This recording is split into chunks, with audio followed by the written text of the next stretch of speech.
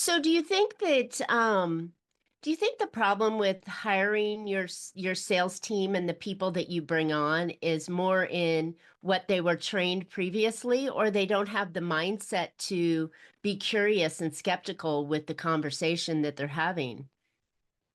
Um, I think it's a little bit more simple than that. They're hiring salespeople the same way they hire all of their other employees, right? And anybody that stops and thinks about salespeople, we're different. We're Mm. weird. We're an aberrant bunch. Um, and often the salesperson is better at interviewing than Mm. the hiring manager. Isn't that funny? And but we should be able to sell something that we're familiar with, right? Ourselves. So they can take that interview in a different direction. So I think fundamentally you have to switch your approach to hiring salespeople. And it's not 180 degrees, but it is different. And I can give you an Okay. example. Stop selling your company and the job to the salesperson before you decided that this is the right salesperson. Everybody's excited about our culture and everybody's excited about how much money you can make in the job. Let's figure out if we have a candidate that's qualified to do the job, right? Mm. So fundamentally, that's a big shift for people. So Yeah. how do we do that? Well, we take a couple of steps back and think about not what the accountabilities and responsibilities are of the role, but what do we need them to be good at? Skill What do sets. we Yeah. skill sets and mindsets? And to what end, right? Because sometimes we have a sales job, which is a combination of business development, account management. Mm. Sometimes we have a pure business development job where you just go out and try to find new logos and new business. And account management is a different role. Like we're going More to have customer service. customer service, but we're going to have to sell within the one organization or 10 organizations, depending upon how big the accounts are. So we want to grab share of wallet as opposed to new business. So it's a slightly different approach and it's a slightly different skill set than going out prospecting for new stuff, doing cold work.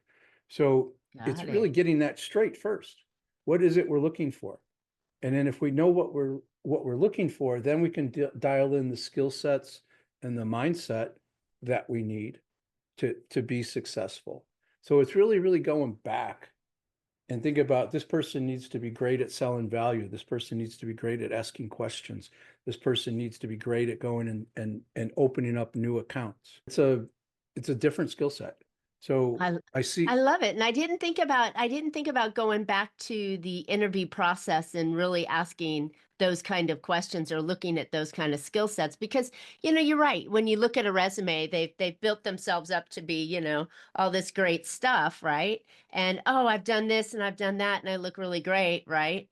But in reality, do they have the ability to do the tasks that you need them to do? Because I think that that's you know again in that liking story that we talked about earlier, oh, I may like you, Walter, and I want to have you on my team because I'm really excited about it, but you may not have that skill set I'm looking for, or you may not be able to handle the emotional rejection of going out cold calling all the time and getting brand new accounts rather than where I would feel more comfortable and my safety spot would be working existing accounts and deepening that relationship. So we have two different skill sets that we would thrive better in.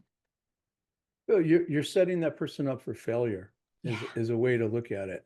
You're going to waste a ton of your time and resources as an entrepreneur hiring people that aren't a good fit. So Makes total if we sense.